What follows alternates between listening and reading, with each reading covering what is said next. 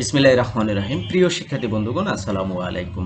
Comilla board 2017 নিয়ে আজকে আলোচনা করব। তো ব্যাংক সমন্বয় বিবরণ নিয়ে কুমিল্লা বোর্ড 2017 এটি 5 নম্বর প্রশ্নে এসেছিল। এই প্রশ্নটা আগে পড়ে নেব, তারপরে আমরা বিস্তারিত আলোচনা করব। কি বলা আছে দেখো, নিম্নলিখিত তথ্যাদি মিস্টার রাজীবের হিসাব বই থেকে 31 ডিসেম্বর 2016 তারিখে নেওয়া হয়েছে। 1 নম্বর এন্ট্রি বলা আছে ব্যাংক বিবরণী অনুযায়ী জমাতিরিক্ত উত্তোলন 12,000 টাকা। তো দেখো, এই 1 নাম্বার এন্ট্রি পরে কিন্তু ব্যাংক সমন্বয় বিবরণী তোমার হিসাবটাকে মূল ফোকাসে আনতে হয়, যে এটা তুমি কি এন্ট্রিগুলো যোগ করবা, কোনটা যোগ করবা, কোনটা বিয়োগ করবা। এইটা কিন্তু এই 1 নাম্বার এন্ট্রির উপরে ডিপেন্ড করে, যে এটা ব্যাংক বিবরণী অনুযায়ী দেওয়া আছে নাকি নগদান বই অনুযায়ী দেওয়া আছে, নাকি তোমার হলো ব্যাংক বিবরণী অনুযায়ী আবার জমাতিরিক্ত উত্তোলন দেওয়া আছে, নাকি ব্যাংক জমা দেওয়া আছে। এই বিষয়গুলো দেখে কিন্তু তোমাকে ফিক্সড করতে হয় যে কোনটা যোগ করবা, কোনটা বিয়োগ করবা, তাই না? তো দেখো, এখানে বলা আছে ব্যাংক বিবরণী অনুযায়ী জমাতিরিক্ত উত্তোলন 12,000 টাকা। তাইলে ব্যাংকের বিবরণী অনুযায়ী তোমার ব্যাংক থেকে জমাতিরিক্ত উত্তোলন করা হয়েছে 12,000 টাকা। তা দ্যাটস মিন তোমার এই জায়গায় তুমি যখন ব্যাংক তোমার নগদান বই অনুযায়ী হিসাব করতে যাবা, তোমার নগদান বইতে যে যে এন্ট্রিগুলো যোগ হওয়ার কথা ছিল সেগুলো যোগ হবে, আর যেগুলো বিয়োগ হওয়ার কথা সেগুলো বিয়োগ হবে। বুঝতে পারছো? এখন দেখো 2 নম্বর এন্ট্রিটা কি বলেছে, যে 2,500 টাকার একটি চেক জমা দেওয়া হয়েছে কিন্তু ব্যাংক বিবরণীতে ক্রেডিট করা হয়নি। তাহলে দেখো, এটা কি করা হবে, 2,500 টাকার একটি চেক জমা দেওয়া হয়েছে কিন্তু ব্যাংক বিবরণীতে ক্রেডিট করা হয়নি। তার মানে কি, ব্যাংক বিবরণীতে তোমাকে কি করতে হবে, ক্রেডিট করতে হবে, তাই না? যেহেতু এটা জমা দিয়ে দিছো, ব্যাংকে যখন জমা দিছো, তাহলে কি তোমার নগদান বইতে কিন্তু তুমি অ্যাড করেছো, কিন্তু ব্যাংক বিবরণীতে এটা অ্যাড করা হয়নি। এটা কি করতে হবে, ব্যাংক বিবরণীতে যোগ করে দিতে হবে। এরপর 3 নম্বর এন্ট্রিটা বলেছে চেক ইস্যু করা হয়েছে কিন্তু 31 ডিসেম্বর 2016 এরপরে ব্যাংকে উপস্থাপন করা হয়েছে 2,500 টাকা। ওকে, চেক ইস্যু করেছো কিন্তু সে চেকটা নির্দিষ্ট সময়ের মধ্যে ব্যাংকে উপস্থাপন করা হয়নি। তার মানে কি, ব্যাংকে এই টাকাটা তোমার কি হয়নি, কেটে যায়নি। তাহলে ব্যাংকের এই টাকাটা কিন্তু যোগ হয়ে গেছে। অর্থাৎ ব্যাংকে তুমি তুমি তো নগদান বইতে কিন্তু তোমার অ্যাকাউন্ট থেকে অলরেডি টাকা বাদ দিয়ে দিয়েছিলে, কিন্তু চেক এখনো ইস্যু হয়নি, তোমার ব্যাংক থেকে টাকাটা কাটেনি। তাই মানে কি, নগদান বইতে আবার যোগ করে দিতে হবে, তাইলে এটা যোগ হয়ে যাবে। বুঝতে পারছো? এরপর 4 তারিখে বলা আছে ব্যাংক জমাতিরিক্ত সুদ 200 টাকা ব্যাংক বিবরণীতে ডেবিট করা হয়েছে কিন্তু নগদান বইয়ে লেখা হয়নি। তাইলে ব্যাংক জমাতিরিক্ত সুদ যে 200 টাকা ব্যাংক বিবরণীতে ডেবিট করেছো, তাইলে কিন্তু নগদান বইতে লেখা নাই। তাহলে ব্যাংক বিবরণীতে যে এন্ট্রিটা ডেবিট হয়, নগদান বইতে সেই এন্ট্রিটা ক্রেডিট হয়, কারণ উল্টা। তুমি যদি ব্যাংকে টাকা জমা রাখো, তোমার জন্য সম্পদ, কিন্তু ব্যাংক তোমার টাকা যে আমানত হিসেবে নিল, ব্যাংক এটা ব্যাংকের জন্য দায়। তাহলে সম্পদ হলে আমরা জানি অ্যাজ ইউজুয়াল ডেবিট লিখতে হয়, আর দায় তো ক্রেডিট। তাহলে তোমার জমাকৃত টাকা ব্যাংকের কাছে দায়, কিন্তু তোমার কাছে সম্পদ। এই জন্যই দুজনের বিপরীত হিসাব হয়। তাহলে ব্যাংক যেটা ডেবিট করে তোমাকে সেটা ক্রেডিট করতে হবে, তুমি যেটা মানে ব্যাংক যেটা ক্রেডিট করে তোমাকে সেটা ডেবিট করতে হবে। তাহলে ব্যাংক জমাতিরিক্ত সুদ কি করা হয়েছে, 200 টাকা ব্যাংক বিবরণীতে ডেবিট করা হয়েছে কিন্তু নগদান বইতে লেখা হয়নি। তাহলে নগদান বইতে কি করতে হবে, ক্রেডিট করতে হবে। আর ক্রেডিট মানে কি করতে হবে, বিয়োগ করতে হবে। এরপর 5 তারিখে বলা আছে আদায়ের জন্য 5,000 টাকার একখানা বিল ব্যাংকে প্রেরণ করা হয়েছে যা পরবর্তীতে প্রত্যাখ্যান হয়। তাইলে ব্যাংকে একটা বিল দিয়েছো আদায় করার জন্য, তখন তুমি যখন আদায় করার জন্য একটা বিল ব্যাংকে দিয়েছো, তখন তুমি তোমার নগদান বইতে টাকাটা অ্যাড করে দিয়েছিল, তাই না? কিন্তু ব্যাংক এই চেকটাকে প্রত্যাখ্যান করে দিয়েছে, যে এই চেক ইনসাফিসিয়েন্ট চেক বলা যেতে পারে, বা সরি ইনসাফিসিয়েন্ট, নন সাফিসিয়েন্ট চেক আর কি। ইনসাফিসিয়েন্ট তো পর্যাপ্ত, নন সাফিসিয়েন্ট মানে তো মানে পর্যাপ্ত ব্যালেন্স নেই এরকম। যার নামে ওই চেকটা দেওয়া হয়েছিল বা যার অ্যাকাউন্টে থেকে টাকা কাটার কথা তার অ্যাকাউন্টে টাকা নেই, যার কারণে চেকটা ব্যাংক থেকে প্রত্যাখ্যাত করে দিছে। তাইলে কিন্তু তুমি নগদান বইতে যে প্রথমে জমা দিলা ব্যাংকে টাকা বিল আদায় করার জন্য, যে অর্ডার করলা, তখন তুমি নগদান বইতে অ্যাড করছিলে, এখন প্রত্যাখ্যান করে দিয়েছে, তোমার নগদান বই থেকে কী করতে হবে, বিয়োগ করতে হবে। ঠিক আছে? এখন ব্যাংক 200 টাকা সুদ সহ 4,000 টাকার একটি প্রদেয় বিল পরিশোধ করেছে কিন্তু নগদান বইতে লেখা হয়নি। তাহলে প্রদেয় বিল যখন পরিশোধ করলা তখন তোমার নগদান বইতে মাইনাস করা উচিত ছিল। তাহলে ব্যাংক তোমার প্রদেয় বিল পরিশোধ করছে 200 টাকা সুদ সহ 4000 টাকার একটি, তার মানে কি 4200 টাকা পরিশোধ করছে, তোমার ব্যাংক নগদান বই থেকে লেখা হয়নি, তার মানে নগদান বইতে কিন্তু এটা মাইনাস করে দিতে হবে। 7 নম্বর প্রশ্ন বলেছে, 7 নম্বর এন্ট্রিটা বলেছে ব্যাংক কর্তৃক প্রাপ্য বিলের অর্থ 7000 টাকা আদায় করা হয়েছে। তাহলে ব্যাংক যদি তোমার প্রাপ্য বিলে অর্থ আদায় করে তাহলে তোমার নগদান বইতেও কি যোগ করতে হবে, তাই না? ক নম্বর প্রশ্ন বলছে ব্যাংক কর্তৃক ডেবিটকৃত টাকার পরিমাণ নির্ণয় করো। তো ব্যাংক কর্তৃক ডেবিটকৃত টাকা, এই যে কি করা আছে যে এই যে ব্যাংক জমাতিরিক্ত সুদ 200 টাকা ব্যাংক বিবরণীতে ডেবিট করা হয়েছে এইটা, আর হলো তোমার হলো কি করা হয়েছে এই যে ব্যাংক প্রদেয় বিল যে পরিশোধ করছে এইটা, এই দুইটা, ঠিক আছে। তাইলে এই যে ব্যাংক জমাতিরিক্ত সুদ 200 টাকা আর হলো ব্যাংক কর্তৃক সুদ সহ প্রদেয় বিল পরিশোধ 200 যোগ 4000 সমান 4200 টাকা, টোটাল কত হবে 4400 টাকা। প্রশ্নটা আরেকবার ক্লিয়ার হয়ে নাও, ব্যাংক কর্তৃক ডেবিটকৃত টাকার পরিমাণ, তোমার নগদান বইতে যে এন্ট্রিটা ক্রেডিট হওয়ার কথা ছিল, মানে নগদান বই থেকে টাকা কমে যাবে কিন্তু ব্যাংক সেটা ডেবিট করবে, বুঝতে পারছো? এরকম লেনদেন আমরা দুইটা পেয়েছি, সেটা হলো ব্যাংক জমাতিরিক্তের সুদ 200 টাকা ব্যাংকে ডেবিট করছে, ঠিক আছে, ব্যাংক অলরেডি ডেবিট করে ফেলছে, কিন্তু এরকম ব্যাংকে ডেবিট হবে এরকম না, ব্যাংক অলরেডি ডেবিট করে ফেলছে সেই এন্ট্রিগুলো, ঠিক আছে। এখানে বলা আছে ব্যাংক কর্তৃক ডেবিটকৃত, বুঝতে পারছো? ডেবিটকৃত মানে করে ফেলছে, ঠিক আছে, করা হয়ে গেছে, ডেবিট করছে। এখানে 4 তারিখে ব্যাংক জমাতিরিক্ত সুদ 200 টাকা ডেবিট করেছিল, আর এই যে 6 নম্বর এন্ট্রিতে 200 টাকা সুদ সহ 4000 টাকার একটি প্রদেয় বিল পরিশোধ করেছিল, ঠিক আছে। তো এই দুইটাই হবে ক নম্বর প্রশ্নের অ্যান্সার। খ নম্বর প্রশ্ন বলেছে 31 ডিসেম্বর 2016 তারিখে একটি ব্যাংক সমন্বয় বিবরণী তৈরি করো।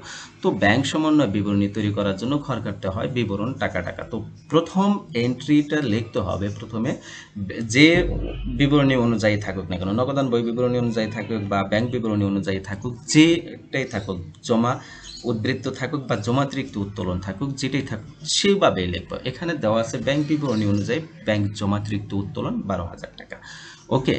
তাইলে এই জমাতিরিক্ত উত্তোলন 12,000 টাকা ব্যাংক বিবরণী অনুযায়ী, ঠিক আছে। তাইলে তোমার নগদান বইতে কি জমাতিরিক্ত, তাই না?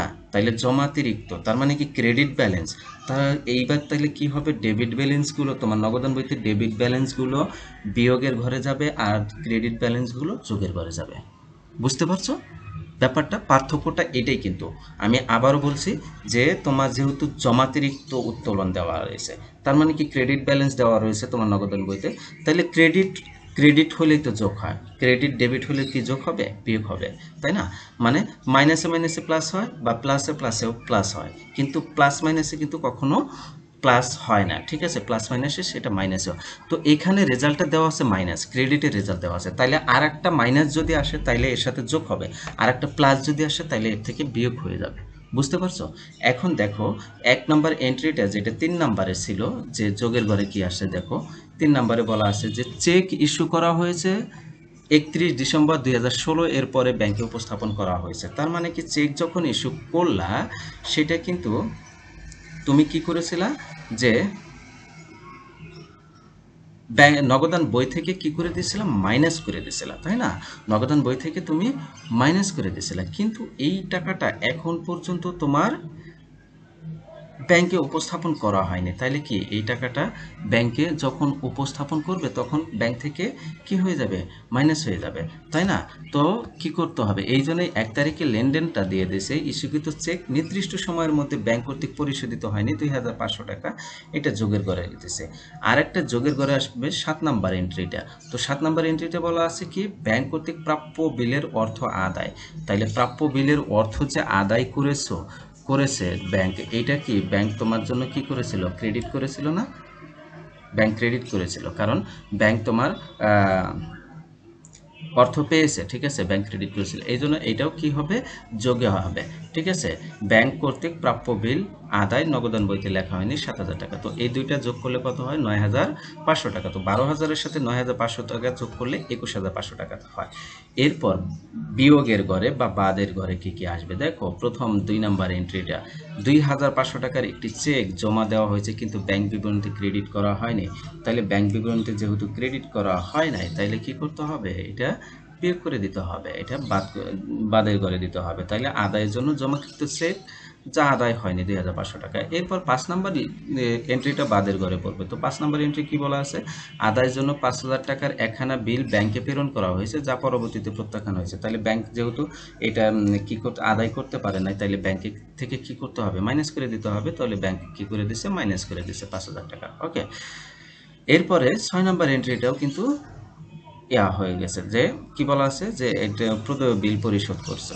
ঠিক আছে, প্রদেয় বিল পরিশোধ করে গেছে, তাইলে ব্যাংক অ্যাকাউন্ট থেকে তারা কি করছে? মাইনাস করে দিছে কত? 4200 টাকা। এরপর 4 নাম্বার এন্ট্রিটা কি করা হয়েছে? জমাতিরিক্ত সুদ পরিশোধ করছে 4 নাম্বার এন্ট্রি। তো জমাতিরিক্ত সুদ পরিশোধ করছে, এটাও কি করে দিতে হবে? মাইনাস করে দিতে হবে। ব্যাংক যেহেতু ডেবিট করছে, কারণ ব্যাংক ওখানে তো ক্রেডিট ব্যালেন্স করেছিল, তাই না? তো এটাও মাইনাস করে দিতে হবে। তো সবগুলো যোগ করলে কত হয়? 11,900 টাকা। এইবার 21,500 থেকে 11,900 বাদ দিলে কত আসে? 9,600 টাকা আসে। এটি নগদান বই মোতাবেক ব্যাংক জমাতিরিক্ত। এটা কি? নগদান বই মোতাবেক ব্যাংক জমাতিরিক্ত। যদি এখানে মাইনাস রেজাল্ট আসলো, তাহলে এখানে আমাদেরকে লিখতে হতো নগদান বই মোতাবেক ব্যাংক জমার উদ্বৃত্ত।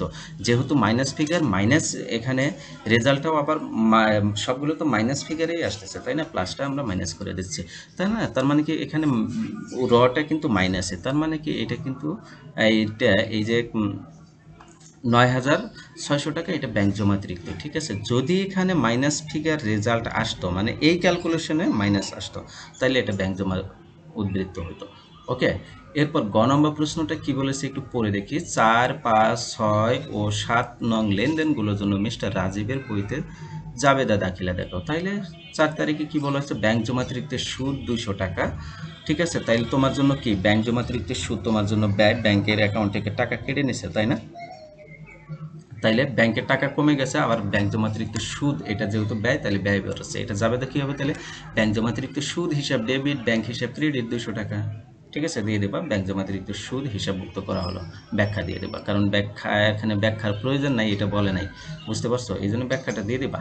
এরপর 5 নাম্বার এন্ট্রিটা বলেছে আদায়ের জন্য 5,000 টাকার একখানা বিল ব্যাংকে প্রেরণ করা হয়েছে যা পরবর্তীতে প্রত্যাখ্যাত হয়েছে। তাইলে ব্যাংকে যখন প্রেরণ করেছিল তখন তুমি জাবেদা দিয়েছিলে ব্যাংক হিসাব ডেবিট আর প্রাপ্য বিল হিসাব ক্রেডিট দিয়েছিলে, তাই না?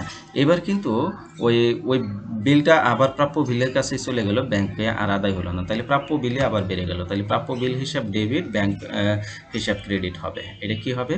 প্রাপ্য বিল হিসাব ডেবিট, ব্যাংক হিসাব ক্রেডিট, 5,000 টাকা বসাই দিলাম। ঠিক আছে, এরপরে বলেছে কত নম্বর এন্ট্রি? 6 নম্বর। 6 নম্বর বলেছে ব্যাংক 200 টাকা সুদ সহ 4,000 টাকার একটি প্রদেয় বিল পরিশোধ করছে। তাহলে প্রদেয় বিল কমে গেছে, তাই না? তো প্রদেয় বিল হিসাব কমে গেছে যেহেতু, তাইলে এটা ডেবিট হবে। ব্যাংক থেকে টাকা কমে গেছে কত? 4200 টাকা, তাই না? তাইলে এখানে প্রদেয় বিলের সুদ একটা ব্যয়, তাইলে এটা ব্যয়ও বেড়েছে 200 টাকা। তাইলে প্রদেয় বিলের সুদ হিসাব ডেবিট এটাও হবে।